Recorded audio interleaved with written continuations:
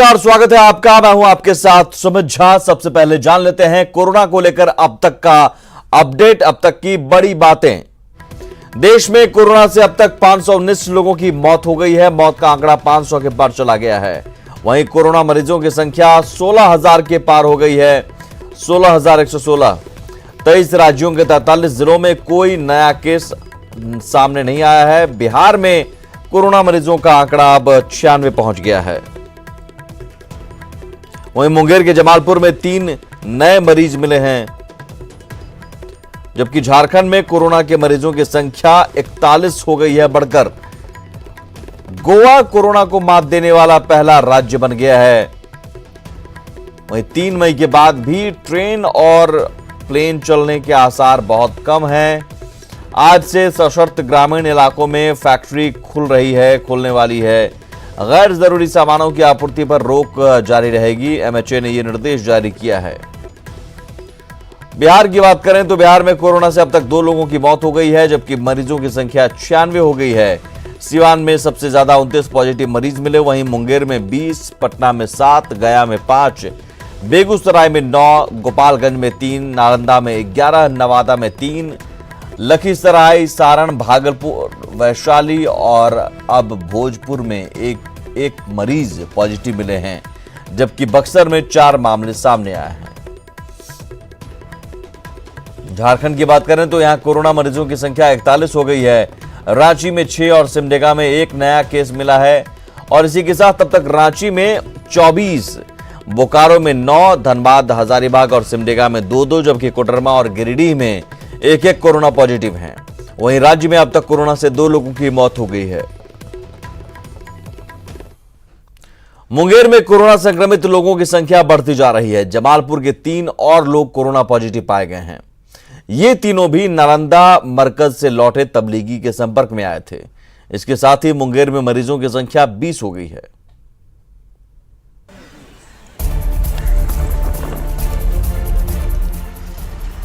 इक्कीस मार्च को बिहार में कोरोना से पहली मौत जिस शख्स की हुई थी वो मुंगेर का रहने वाला था।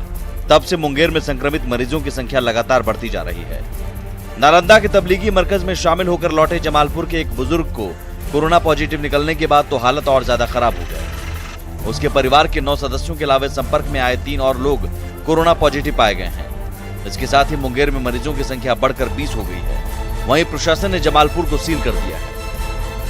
जमालपुर को लॉकडाउन कर दिया गया है, पूरी तरह से सील कर दिया गया है। बेसिक कम्युनिटीज लोगों को मुहैया करवाई जा रही हैं और हम लोग इसकी पूरी तरह से नज़र रख रहे हैं, पूरे मुंगेर की, जमालपुर की, और ऐसे ऐसे जगह जहाँ चिन्हित किए जा रहे हैं जहाँ पर खतरा पैदा हो सकता है।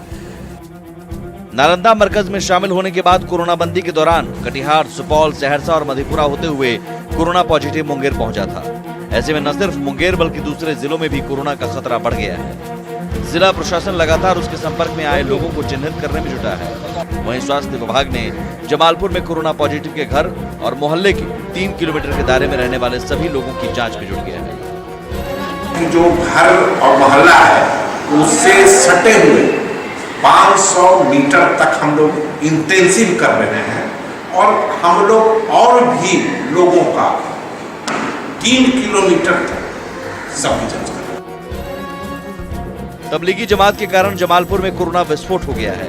न सिर्फ मरकज में शामिल होने वाले शख्स और उसका परिवार इस महामारी की चपेट में आ गया है, बल्कि अब इन लोगों के संपर्क में आए लोगों पर भी खतरा बढ़ गया है। अरुण कुमार शर्मा, न्यूज़ 18, मुंगेर। कोरोना बंदी में आज से शर्तों के साथ छोटे मोटे कारोबारियों को राहत मिलने जा रही है। आज से बिहार में कुछ फैक्ट्रियां खुलेंगी। इनमें वो फैक्ट्रियां शामिल हैं जो ग्रामीण इलाकों में होंगी, लेकिन इसके लिए सरकार की गाइडलाइन का पालन करना होगा। वहीं टीवी मैकेनिक, प्लम्बर, टेक्नीशियन और ढाबा चलाने वाले भी आज से अपना काम शुरू कर सकेंगे, जिसमें ऑथोराइज्ड वर्कशॉप के मैकेनिक को उनके आई कार्ड के आधार पर काम करने की छूट है, जबकि अनऑथोराइज्ड मैकेनिक्स, प्लम्बर और टेक्नीशियंस को एसडीओ ऑफिस से विशेष पास लेना होगा। के जो कार्य हो रहे हैं कंस्ट्रक्शन के और जो कि कंस्ट्रक्शन गवर्नमेंट डोमेन में हो रहे हैं, इसके साथ साथ ग्रामीण क्षेत्र में जो मनरेगा का कार्य है, जल जीवन हरियाली का कार्य है, हर घर नल का जल का कार्यक्रम है, इन सभी में कार्य को प्रारंभ किया जा रहा है और उसके लिए संबंधित जो कार्यपालक अभियंता हैं उनको निर्देश भी दिया गया है। ग्रामीण क्षेत्र में जो इंडस्ट्रियल हाउसेज हैं, जो इंडस्ट्रीज़ हैं, उसको भी खोला जाएगा। और इसके अतिरिक्त जो यहाँ पर इंडस्ट्रियल एस्टेट्स हैं शहरी क्षेत्र में, उसमें भी उसको खोला जाएगा और उसके लिए पदाधिकारियों की प्रतिनियुक्ति की गई है। लेकिन ये स्पष्ट है कि जो भी दुकानें हैं और जो भी कमर्शियल इस्टेब्लिशमेंट हैं उसको अभी नहीं खोला जाना है। और जो पूर्व से किराना स्टोर्स हैं, मेडिकल स्टोर्स हैं, ये सभी मात्र खुलेंगी। इसके अतिरिक्त चूँकि मालवाहक वाहनों का आवागमन हो रहा है, इसलिए हाईवे पर 10 किलोमीटर की दूरी में जो रिपेयर शॉप्स हैं, जो ढाबा हैं, उसको खोलने की अनुमति दी गई है और उसके लिए यहाँ पदाधिकारी को प्राधिकृत किया गया है ताकि उनकी अनुमति के बाद उसको खोला जा सके। कोरोना बंदी में शिक्षा मंत्री कृष्णनंदन वर्मा की स्टाफ पिंटू यादव के घर मछली पार्टी में शामिल होने पर जहानाबाद के एसडीपीओ प्रभात भूषण श्रीवास्तव पर कार्रवाई हुई है। सरकार ने एसडीपीओ प्रभात भूषण श्रीवास्तव को निलंबित कर दिया है। एसडीपीओ पर गैर कानूनी काम करने के आरोप लगे थे, जो जांच में सही पाए गए, जिसके बाद गृह विभाग ने सस्पेंड करने की अधिसूचना जारी कर दी। दरअसल शिक्षा मंत्री के पीए पिंटू यादव के घर मछली पार्टी हुई थी, जिसमें जहानाबाद के एसडीपीओ प्रभात भूषण श्रीवास्तव, मखदूमपुर के सीओ राजीव रंजन, मखदूमपुर के बीडीओ अनिल मिस्त्री मौजूद थे। इसके अलावा 60 से 70 लोग शामिल हुए थे। पार्टी में पांडव गिरोह से जुड़ा प्रवीण शर्मा भी शामिल था।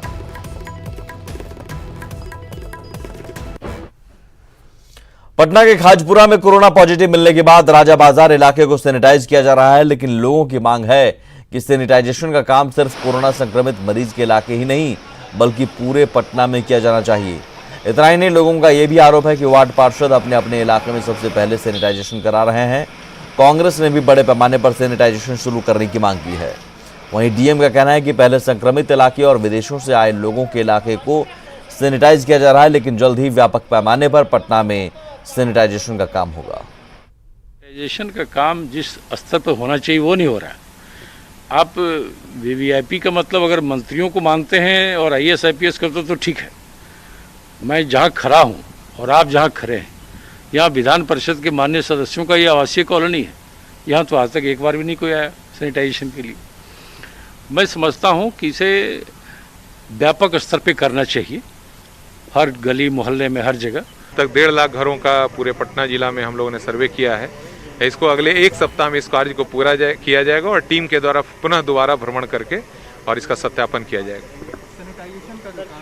सैनिटाइजेशन का काम भी उसी के साथ किया जाएगा। जो भी हम लोग के ऐसे क्षेत्र थे जिसमें विदेश यात्रा से लोग करके आए हुए हैं और ऐसे ऑफिसेज हैं या ऐसी गाड़ियां हैं जो कि सार्वजनिक जगहों पर आती जाती हैं, वहाँ पर भी सैनिटाइजेशन का काम जो है नगर निगम को इसका दायित्व दिया गया है। उनके द्वारा लगातार इसका कार्य किया जा रहा है। उसके लिए पूरे पटना शहर में अलग अलग वार्डों में 5-5 टीमें भी बनाई गई हैं जो लगातार इस कार्य को कर रही हैं।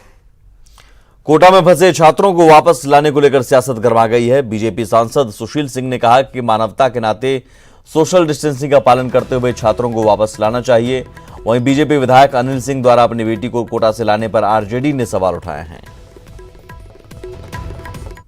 वो दिक्कत तो है, लेकिन मानवता के आधार पर मैं ये ज़रूर कह सकता हूँ कि ज़्यादा साधन भेजकर सोशल डिस्टेंसिंग मेंटेन करते हुए, जैसे एक गाड़ी में जितनी सीटिंग कैपेसिटी है उससे आधा या और भी कम लड़कों को अगर लाया जा सकता है तो सरकार को इस विषय में सोचना चाहिए, इस तरह की व्यवस्था बनानी चाहिए। कुछ दिन पहले चर्चा थी पटना के गलियारों में कि रसूखदार लोगों के बच्चे, महत्वपूर्ण संस्थाओं में काबिज लोगों के बच्चों को लाने की पूरी व्यवस्था की गई थी। यानी कि लॉकडाउन या इस तरह की कोई भी कवायद सिर्फ गरीब लोगों के लिए, उनके लिए जिनका कोई रसूखदार लोगों से संपर्क नहीं है। कोरोना संकट में एक और स्वास्थ्य विभाग संसाधन की कमी का रोना रो रहा है। वहीं दूसरी ओर रोहतास में पिछले 8 साल से 32 बेड का अस्पताल चालू होने के इंतजार में खंडहर में तब्दील होता जा रहा है, जिससे स्वास्थ्य विभाग पर सवाल उठने लगे हैं।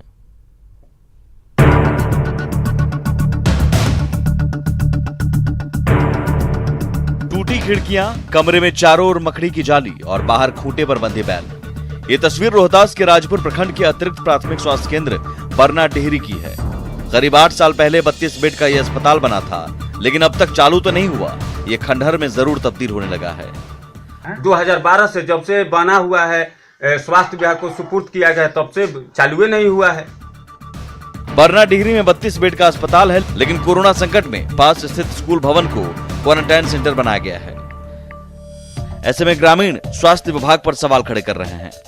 पर हॉस्पिटल मेरा चालू हो जाता तो स्कूल को मैंने न रहकर हॉस्पिटल में रखा जाता पूरे पंचायत के लोगों को, तो बेहतर होता। वहाँ डॉक्टर भी आसानी से आते। सिविल सर्जन की दलील है कि स्वास्थ्य कर्मियों की कमी के कारण अस्पताल चालू नहीं हो सका है, यानी संसाधनों की कमी का रोना हर कोई रो रहा है। अस्पताल नहीं होने के कारण स्कूल, सामुदायिक भवन को क्वारंटाइन सेंटर बनाया जा रहा है, लेकिन दूसरी ओर लाखों की लागत से बना अस्पताल का भवन किसी काम का नहीं। अजीत कुमार, न्यूज़ 18, सासाराम। धनबाद को कोरोना पॉजिटिव रेल कर्मी का बोकारो कनेक्शन मिलने के बाद जिला प्रशासन और स्वास्थ्य विभाग हरकत में आ गया है। मरीज के सभी परिवार के सभी सदस्यों को होम क्वारंटाइन कर दिया गया है। साथ ही कोरोना जांच के लिए सभी का सैंपल लिया गया है। 50 में कोरोना मरीज का ससुराल है और 23 मार्च को वो अपनी गर्भवती पत्नी से मिलने भी ससुराल गया था, लेकिन बाद में 27 मार्च को वापस धनबाद लौट गया था। स्वास्थ्य विभाग मरीज के संपर्क में आए लोगों को भी चिन्हित करने में जुटा है। निकलता है तब आसपास स्क्रीनिंग किया जाएगा। अगर ये लोग सभी निगेटिव रहते हैं तो आसपास कुछ करने की जरूरत नहीं है। हम लोग एक सर्वे सिंपल करवा लेंगे हाउस टू हाउस कि कोई ऐसा सिम्टम वाला व्यक्ति अगर होगा तो उस पर नजर रखा जाएगा। अभी कंटैक्ट ट्रेसिंग में हम लोग और फर्दर हिस्ट्री लेंगे कि किससे किससे। गुमला सदर अस्पताल में बड़ी लापरवाही देखने को मिली है, जहां प्रसव के बाद महिलाओं को फर्श पर लिटाया गया। इतना ही नहीं, उनके साथ ही उनके नवजात बच्चों को भी वहीं रखा जा रहा है। सवाल यह है कि पूरी दुनिया कोरोना से जंग लड़ रही है और सोशल डिस्टेंसिंग का पालन कर रही है, लेकिन जिस जिले के सदर अस्पताल में ही इसका पालन नहीं हो पा रहा है, अगर इन्हें कुछ हो जाता है तो इसकी जिम्मेदारी कौन लेगा? मान लीजिए हमारे पास 15 सीट है उसमें और हमारे पास 25 पेशेंट आएंगे, उनको लौटा भी नहीं सकते, ये भी नहीं कैसे, उनका कुछ तो अरेंजमेंट करेंगे। तो जो हमारे पास अभी उपलब्ध साधन है उसमें हम कर रहे हैं। यानी व्यवस्था और अच्छी रहती जगह रहता तो दिक्कत नहीं होगा। अभी नहीं है तो जो है उसी में हम लोग अच्छी सेवा दे रहे हैं, ऐसा कुछ नहीं है। कोरोना बंदी से गरीब मजदूर सबसे ज्यादा परेशान हैं। गोपालगंज के श्याम सिनेमा रोड के रहने वाले राघोराम के परिवार के लिए तो यह कहर बनकर टूटा है।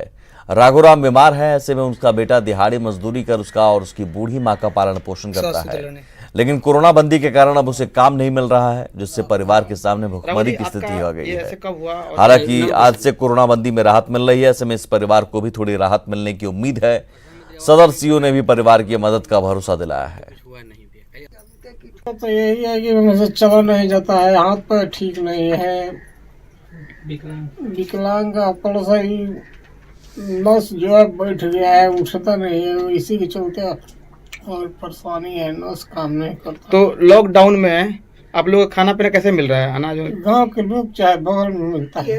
ये बैठले बने हाथ में भले नहीं थे के दिखा माई बेटा बनी सन दुनिया के बाद जब के किछ मुंह दाना नहीं खा गइले ही बिस्कुट खइले बने ना हम चिकन के खइले। कोरोना बंदी के दौरान कुछ लोग अपनी हुनर को निखारने में लगे हैं। पटना के पाटलिपुत्रा कॉलोनी की स्मृति पराशर कोरोना बंदी के दौरान न सिर्फ बच्चों को पेंटिंग सिखा रही हैं, बल्कि अपनी पेंटिंग के जरिए कोरोना से बचने के तरीके भी बता रही हैं। जायजा लिया संवाददाता रजनीश ने। कोरोना बंदी में हर कोई घरों में बंद है, बाजार में सन्नाटा पसरा हुआ है, तो संस्थानों में भी ताला लटका हुआ है। लेकिन कुछ ऐसे कलाकार हैं जो चहारदीवारी के भीतर भी अपनी कला को बिखेर रहे हैं। आपको हम लिए चलते हैं उसी चहारदीवारी के भीतर, जहां पर एक कलाकार इस कोरोना बंदी के दौरान देखिए किस तरह से हुनर बिखेरने में लगे हुए हैं। साथ ही कुछ नए बच्चों को लगातार प्रशिक्षण भी दे रहे हैं। तो देखिए आप ये तस्वीर कि किस तरह से लोग सदुपयोग कर रहे हैं इस कोरोना बंदी के दौरान अपने। हम जो हमारे जो बच्चे हैं जो कि सेफ जोन में हैं, उन लोगों के साथ मिल करके हम दिन भर अपना जो हमारी पेंटिंग्स है और जो हम लोगों का हैंडीक्राफ्ट का काम है उसको हम लोग लगातार आगे बढ़ा रहे हैं। और हम लोगों ने कोरोना जो अभी जो प्रॉब्लम अभी जो हमारा क्रिएट हुआ है उस पर भी कुछ पेंटिंग्स, इस पेंटिंग में हमने दिखाया है कि हम सब अगर सेफ जोन में हैं और जो भी हमारे कोरोना से दूर रहने के हमारे जितने नियम हमारे बनाए गए हैं, अगर उस नियम का हम लोग पालन करते हैं तो कोरोना को भागना है। और इसमें ये कोरोना जो है वो इसलिए दुखी हो रहा है कि सब उसका एक भी दांव नहीं चल रहा है। और इसमें हम हैंड वॉश भी कर रहे हैं, सैनिटाइज़र भी यूज़ कर रहे हैं और सोशल डिस्टेंस भी मेंटेन कर रहे हैं। इसमें ये दिखा रहे हैं कि इंडिया पूरा लॉकडाउन है और इंडिया यूनाइटेड है, तो इंडिया सब ये मिल के कोरोना से लड़ रहा है, जिस वजह से मतलब कि ये जो शेर है, शेर इंडिया को रिप्रेजेंट कर रहा है और हम लोग मतलब कि ऐसे आवाज़ निकल रही है कि कोरोना से डर के भाग रहा है। जाहिर है जो कलाकार हैं वो ना सिर्फ पेंटिंग के जरिए, हैंडीक्राफ्ट के जरिए ये संदेश दे रहे हैं कि कोरोना जैसी महामारी से आप कैसे बचें, क्या सब सावधानियां बरतें, बल्कि ये भी बता रही हैं कि अगर आपके पास बचा हुआ वक्त है, समय है, तो इसका आप सदुपयोग कैसे करें। कैमरामैन दीपक के साथ रजनीश कुमार, न्यूज़ 18 पटना। कोरोना बंदी को लेकर लोग घरों में हैं, लेकिन कुछ लोगों ने कोरोना बंदी को अवसर के तौर पर लिया है। मुजफ्फरपुर के मुसहरी प्रखंड के नवादा मानसाही गांव के सामाजिक कार्यकर्ता मुक्तेश्वर सिंह पुस्तक प्रेमी हैं। इन्होंने कोरोना बंदी के दौरान अपने खाली समय का उपयोग खजाने से ज्ञान के मोती चुन चुन कर भावी पीढ़ी के लिए सहेजने में की है। मुजफ्फरपुर के मुशहरी प्रखंड के नवादा मानसाही गांव में हम हैं और आप यह देखिए कि ये एक आश्रम नुमा ये मकान है और लॉकडाउन के हालात में मकान के अंदर इस आश्रम में हो क्या रहा है इसकी तस्वीर हम देखेंगे। तो आइए हम आपको लिए चलते हैं इस आश्रम के अंदर कि आखिर यहाँ हो क्या रहा है, क्या कर रहे हैं, क्या हो रहा है, हम जानेंगे इन्हीं से। ये क्या मुहिम है आपकी? ये लॉकडाउन में हम लोगों को समय मिला और हम लोगों को घर में रहना पड़ा, तो मेरे पास बहुत पुराना 20 साल से हम अखबार को सहेज के रखे थे। समाचार पत्रों में समसामयिक घटनाओं पर जो बातें छपती हैं, महापुरुषों के विचार या किसी महापुरुष का कोई लेख, कोई बात, तो वो कहीं से वो एकत्रित नहीं हो पाता है, वो अखबारों में आती है समसामयिक स्थिति में। तो मेरे पास 20 साल से अखबार का था, हम उसको कतरन काट के डायरी के रूप में सजाए हैं। मेरे पास कुछ पुस्तकें थी, उसको हम लोग संकलित किया है और कुछ पुस्तक और हम उधर से भी मेरे पास आ गया है। इसको हमने एक पुस्तकालय का रूप दिया है। इसका उद्देश्य है कि यहाँ हम प्राचीनतम और महापुरुषों के विचार का एक ऐसा उनके जीवनी का, उनके क्रियाकलाप का एक ऐसा सार का पुस्तक यहाँ उपलब्ध हो। कोरोना बंदी में भले ही देश की अर्थ संपदा की हानि हो रही हो, लेकिन ज्ञान संपदा समृद्ध और विकसित हो रही है। उसका एक नमूना है मुजफ्फरपुर का यह ग्रामीण पुस्तकालय। जो लोग अपने घरों में कोरोना बंदी में बैठे हैं और कहते हैं कि वो घर में बैठे उकताए हुए और परेशान हैं, तो उनके लिए ये जो पुस्तकालय है उनके लिए एक मिसाल है। आप भी अपने घरों में ऐसा ही कुछ कीजिए ताकि समय का भी उपयोग हो जाए और भविष्य के लिए एक बड़ी ज्ञान संपदा अर्जित हो। सुधीर कुमार, न्यूज़ 18 मुजफ्फरपुर।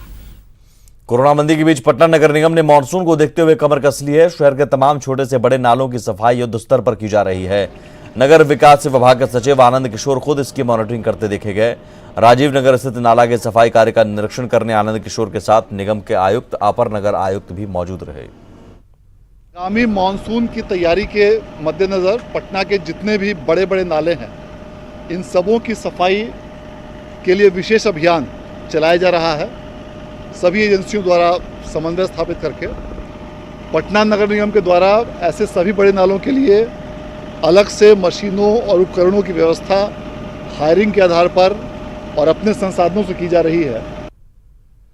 खबर दानापुर से, जहां न्यू कॉलोनी के लोगों को इस कोरोना बंदी में राशन का आसरा था, लेकिन डीलर की तरफ से मिले चावल और गेहूं को लेकर बवाल मच गया। लोगों ने चावल दिखाते हुए डीलर और अधिकारियों से सवाल पूछा कि क्या ये चावल खाने योग्य है। लोगों का कहना था कि हम कोरोना से मरे या न मरे, इस अनाज को खाकर तो जरूर मर जाएंगे। का चावल का फ्री में मिल रहा है, चावल वो भी चावल बेकार है, आधा चावल फ्री। हाँ, वो भी चावल देख के बिल्कुल सही नहीं है, बिल्कुल गाय के चारा में डालने वाला है ये चावल। हम लोग खाएंगे तो सेहत खराब हो जाएगा बिल्कुल। तो अभी शिकायत हमको मिला है, इसे तो कल जो बांटी कोई शिकायत मिला चावल हम लोग खाए वाला आदमी को आग्रह कर रहा है कि भाई जो बढ़िया राशन है अभी आप डिस्ट्रीब्यूट कर दीजिए। और इसी के साथ इस बुलेटिन में इतना ही। नमस्कार।